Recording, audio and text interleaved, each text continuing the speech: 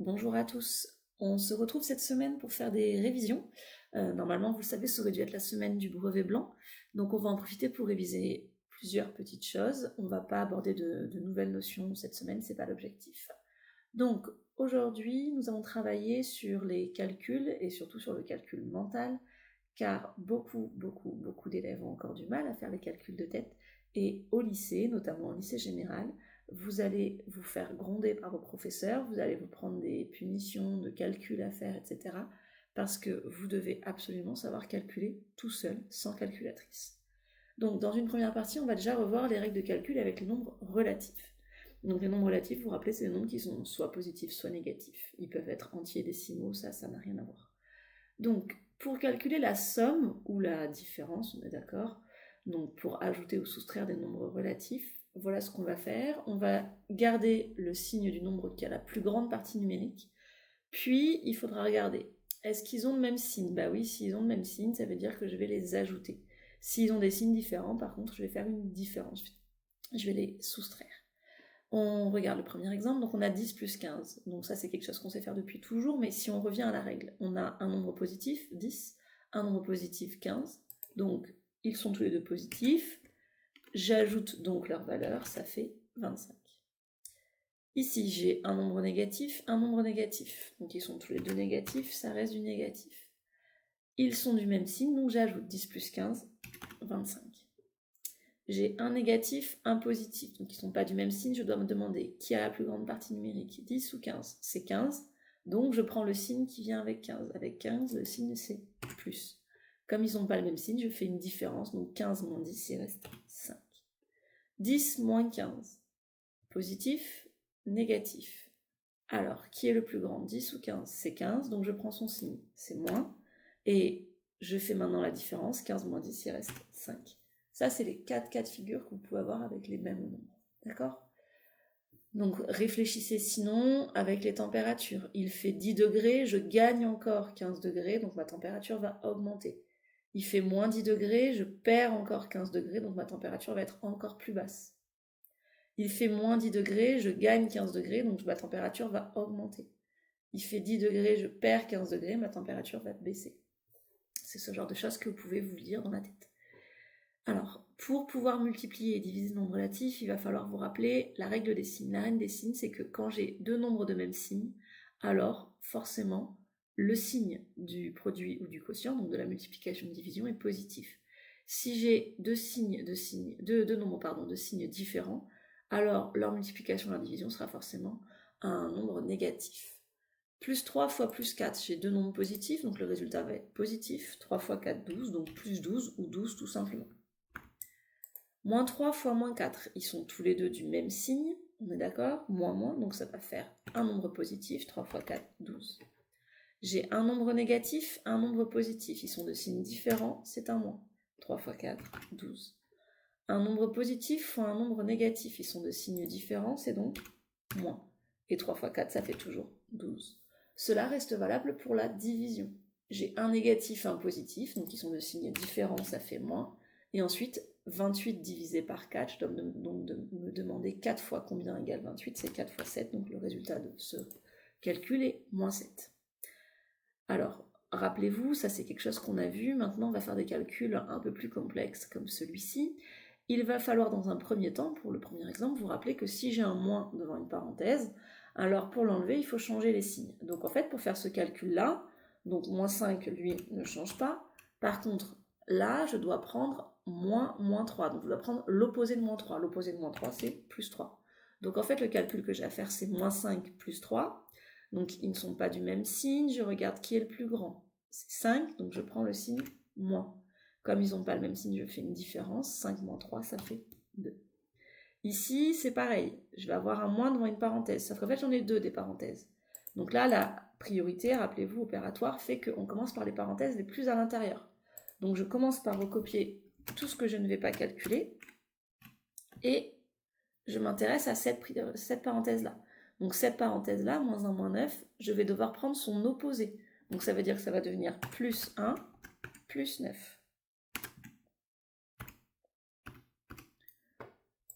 Donc maintenant, j'ai encore une parenthèse. d'accord? Donc je vais pouvoir le calculer, 8 plus 1, d'ailleurs j'aurais pu le faire ici, pardon, j'ai pas réfléchi, mais bon, peu importe. Ici, donc, je vais pouvoir calculer, parce que la priorité, c'est la parenthèse. Donc, 9 plus 1, 10, plus 8, ça fait 18. Donc, ce calcul, ça revient à faire 7 moins 18. 7 moins 18, alors j'ai un nombre positif ici, un nombre négatif ici. Donc, ils n'ont pas le même signe, je prends le signe du plus grand. Le plus grand nombre, c'est 18. Donc, je prends le signe moins. 18 moins 7, il reste 11. Alors ici, là, j'ai encore des parenthèses, j'ai des choses, mais je dois aussi faire attention aux priorités opératoires. Pourquoi? Parce que pour le moment, ici, la priorité, ça serait cette petite parenthèse. Sauf en fait, cette parenthèse sert simplement à dire que c'est le nombre moins 3. Vu que j'ai le symbole divisé à côté, j'ai pas le droit de les avoir côte à côte, sa parenthèse. Donc ensuite, la deuxième parenthèse que je dois regarder, c'est tout ça. Alors dans tout ceci, j'ai une multiplication, une addition, une division. La priorité, c'est la multiplication et la division. Donc je recopie tout ce que je ne calcule pas pour le moment. Et je calcule moins 2 fois 3. J'ai donc deux nombres que je multiplie qui ne sont pas du même signe. Donc le résultat sera négatif. 2 fois 3, 6. Ensuite, j'ai deux nombres que je divise, un qui est positif, un qui est négatif. Donc forcément, le résultat va être négatif, vu qu'ils ont des signes différents. Plus 6 divisé par moins 3, donc ça y est, les signes, je m'en suis occupé. Donc maintenant, j'ai juste à faire 6 divisé par 3. Donc 3 fois quoi égale 6? 3 fois 2. Donc, je continue, j'ai une parenthèse, donc ma priorité, c'est calculer ce qui est dans ma parenthèse. Donc, moins 6, moins 2, ça fait moins 8. Et j'ai donc maintenant une soustraction ou une multiplication. Je dois d'abord m'occuper de la multiplication. Donc, j'ai... Alors, soit je peux voir moins 5 fois moins 8, soit je peux voir 5 fois moins 8. C'est moi qui m'y choisis. Je vais choisir de voir moins 5 fois moins 8. J'ai donc deux nombres du même signe, donc le résultat va être positif. 5 fois 8, 40, et ça va faire 45. Imaginons, je ne vois pas le moins 5, je vois que 5. Alors dans ce cas-là, je vais avoir le moins qu'il faut garder, vu que je ne m'en occupe pas, et donc je dois faire 5 fois moins 8. 5 fois moins 8, j'ai un positif fois un négatif, donc ils n'ont pas le même signe, ça veut dire que ça va être un résultat négatif. Je suis obligée de mettre une parenthèse, parce que je ne peux pas avoir deux moins à la suite. Et 5 fois 8, 40. Bah, l'opposé de moins 40, c'est plus 40, et 5 plus 45, 5 plus 40, ça refera bien 45. Donc, ça revient exactement au même que de voir directement le moins 5 fois moins 8. Je m'intéresse maintenant aux fractions. Donc, c'est quelque chose que vous connaissez depuis longtemps. Pour ajouter ou soustraire de fractions, il faut forcément avoir le même dénominateur. Si ce n'est pas le cas, j'ai d'abord un travail à faire pour réduire au même dénominateur. Réduire au même dénominateur, ça veut dire faire en sorte que les deux fractions aient le même dénominateur. Donc ici, première fraction, j'ai donc 5 treizièmes plus 22 treizièmes. Bah, l'avantage ici, c'est que j'ai bien le même dénominateur. Donc je garde les dénominateurs, ça veut dire que 13, je ne touche pas, je n'ai pas de calcul à faire. Et j'ajoute les numérateurs. Ça va donc faire 5 plus 22 sur 13. Bon, et bien ça, maintenant, j'ai plus qu'à calculer le numérateur. 5 plus 22, ça fait 27. Donc ça va faire 27 treizièmes. Et je ne touche pas au 13e. Je dois maintenant vérifier, est-ce que 27 et 13 sont dans la même table? Bah 13 fois 2, ça fait 26, donc non, 27, ça ne marchera pas. 5 treizièmes moins 22 treizièmes. Donc c'est la même chose que tout à l'heure, j'ai déjà le bon dénominateur qui est commun. Donc je n'ai plus qu'à m'occuper du numérateur. Ça veut dire que je dois faire 5 moins 22. 5 moins 22, j'ai donc un positif, un négatif. Je me dois me demander qui est le plus grand. Bah, le plus grand c'est 22. Donc le résultat va être négatif. Et 22 moins 5, ça fait 17. Donc le résultat sera moins 17 treizièmes. Là où ça se complique un peu, donc c'est pour les deux exemples en dessous. 5 sixièmes moins 1 tiers. Problème ici, ils n'ont pas le même dénominateur. Donc il va falloir faire en sorte d'avoir le même dénominateur. J'ai 6 et j'ai 3. Eh bien, dans ce cas-là, ce qui est pratique, c'est les dénominateurs sont multiples l'un de l'autre. C'est-à-dire que 3, si je le multiplie par 2, j'obtiens 6. Eh bien, je ne vais faire que ça, comme ça, je n'ai qu'à multiplier cette fraction ici. Donc je vous rappelle qu'on ne change pas une fraction si on multiplie ou si on divise par le même nombre, le numérateur et le dénominateur. Donc ici, si je multiplie par 2 en haut et en bas la fraction 1 tiers, ça reviendra exactement à la même chose. Que je mange 1 tiers ou que je mange 1 fois 2, donc 2, 3 fois 2, 6, 2 sixièmes, ça revient exactement à la même chose. Donc, en faisant cette opération, en multipliant par 2 en bas, j'obtiens maintenant deux fractions qui ont le même dénominateur. Donc là, c'est très facile, je peux calculer. J'ai donc à faire 5 moins 2 sur 6. 5 moins 2, ça fait 3. Donc cette fraction est égale à 3 sixièmes. Attention, je dois toujours me demander, est-ce que mon résultat peut être simplifié? Ici, 3 et 6, ils sont dans la même table. Ils sont tous les deux dans la table de 3. C'est 3 fois 1 sur 3 fois 2. Donc je vais simplifier par 3. Et ma fraction va être en fait tout simplement égale à 1 demi. Pardon, allez. Voilà. On s'intéresse à l'exemple suivant, 2 septièmes plus 3 cinquièmes. Donc là, ils ne sont pas sur le même dénominateur, je ne peux pas les ajouter. Alors, est-ce que 7 fois quelque chose égale 5 ou 5 fois quelque chose égale 7? Non, ces deux nombres ne sont pas multiples l'un de l'autre. Donc, il va falloir que je leur prenne un multiple commun. Eh bien, une façon très simple de trouver un multiple commun, c'est de multiplier 7 et 5 entre eux. 7 fois 5, c'est égal à 35. Donc, je vais mettre ces deux fractions sur 35. Pour obtenir 35 ici, il va falloir multiplier par 5, le 7, donc aussi multiplier par 5, le 2.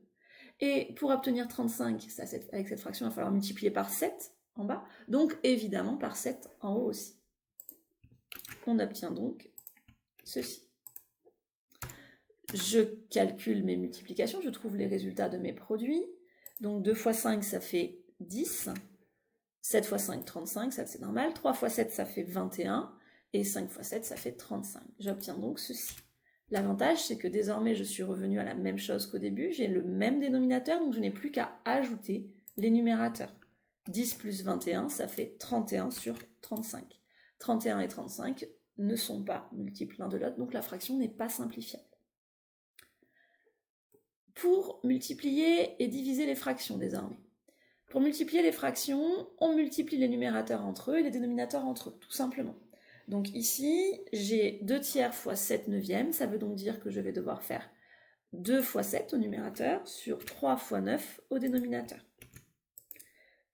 2 fois 7, 14, 3 fois 9, 27, donc c'est égal à 14 27e. Même chose ici, j'ai 5 fois 1 tiers. Alors, pour pouvoir multiplier ces fractions, en fait, le problème c'est que 5 ce n'est pas une fraction. Bon, ça on l'a vu plein de fois cette année. Quand je n'ai pas une fraction, par quel nombre puis-je diviser sans changer le résultat? C'est 1. Donc je rajoute un sur 1, et ça va donner 5 unièmes fois 1 tiers que je peux calculer. Et bien là, tout simplement, les 1 peuvent se simplifier, ou alors tout simplement on calcule. 5 fois 1, 5, 1 fois 3, 3, et ça va donc donner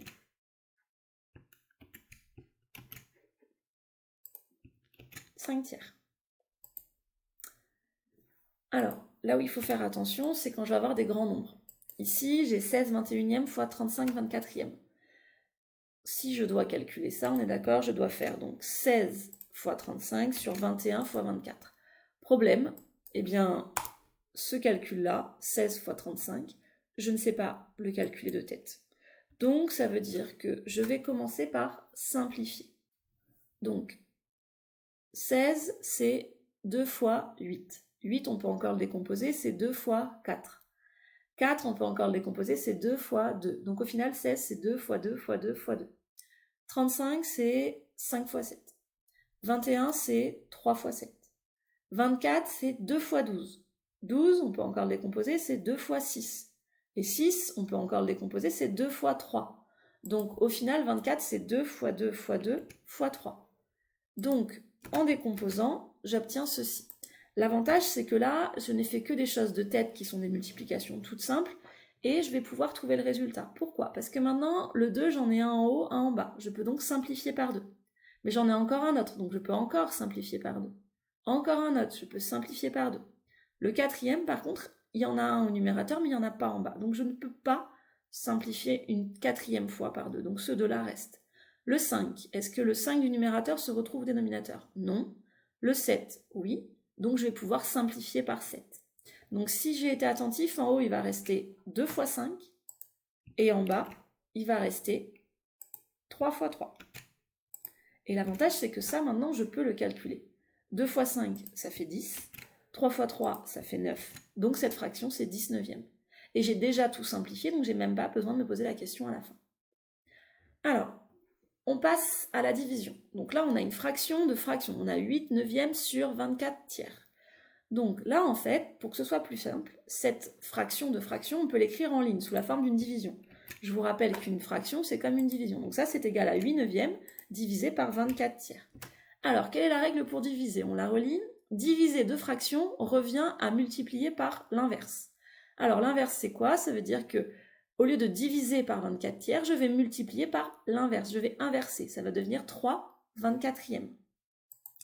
Donc, c'est la même chose d'écrire la division de 20 par 24 tiers ou la multiplication par 3 24e. Eh bien, là, on revient à quelque chose qu'on connaît. On va pouvoir décomposer 8. 8, c'est 2 fois 4. 4, c'est 2 fois 2. Le 3, on le laisse. 9, c'est 3 fois 3. 24, c'est 2 fois 12. 12, c'est 2 fois 6. 6, c'est 2 fois 3. Et donc maintenant, avant de calculer tout ça, je vais simplifier. Le 2 au numérateur et au dénominateur. Un deuxième 2, c'est bon. Un troisième 2, c'est bon. Un 3, c'est bon. Et donc là, en fait, il ne me reste plus qu'un seul 3 en bas. Donc c'est égal à 1 tiers. Alors, il me reste maintenant à voir un dernier exemple, celui où j'ai à la fois des soustractions et des multiplications. Donc ici, pour faire ce calcul, j'ai une soustraction et une multiplication. Je vais donc appliquer la règle des signes et commencer par calculer la multiplication. Donc on l'a vu, pour multiplier des fractions, je pense bien à décomposer. Bon, 2, 3 et 5 sont des nombres premiers, je ne peux pas les décomposer. Par contre, 21, je peux. 21, je vais plutôt l'écrire 3 fois 7. Quand j'écris ça, je vois donc qu'en fait, ces deux fractions que je vais multiplier, je peux les simplifier par 3. Donc il va rester 2 fois 7, 14 sur 5.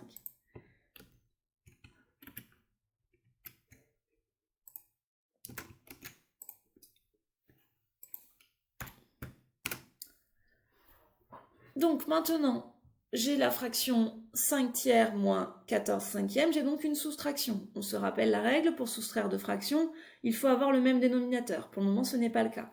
3 et 5 ne sont pas multiples l'un de l'autre. 3 fois quelque chose n'est pas égal à 5, en tout cas pas avec un nombre entier. Donc, je vais faire 3 fois 5, 15. Je vais mettre les deux fractions sur 15. Pour avoir la fraction 5 tiers en 15e, il va falloir multiplier par 5 le numérateur et le dénominateur. Pour avoir la fraction 14 cinquième en 15e, il va falloir multiplier par 3 le numérateur et le dénominateur. On obtient donc ceci. Je prends le temps de calculer. 5 fois 5, 25 sur 15. 14 fois 3, 42 sur 15. Donc je vais avoir à faire 25 15e moins 42 15e. J'ai le même dénominateur, donc je n'y touche pas. Ça va rester des 15e. Et j'ai donc à faire 25 moins 42. 25 moins 42, j'ai deux nombres qui ne sont pas du même signe. Le plus grand, c'est 42, donc le résultat va être négatif. 42 moins 25, c'est égal à 17. Donc moins 17 15e. Maintenant, c'est à vous de travailler sur votre cahier d'exercice. Donc ce document d'exercice, je vous l'ai donné sur le NT. Vous devez recopier le calcul de départ et puis effectuer les étapes de calcul. On est d'accord que, évidemment, si vous prenez la calculatrice, elle vous donne le résultat, donc vous pouvez vous corriger tout seul. Mais ce qui est intéressant, ce n'est pas d'avoir directement le résultat, c'est d'avoir le procédé, la réflexion. Vous devez impérativement savoir faire ça pour pouvoir être à l'aise au lycée.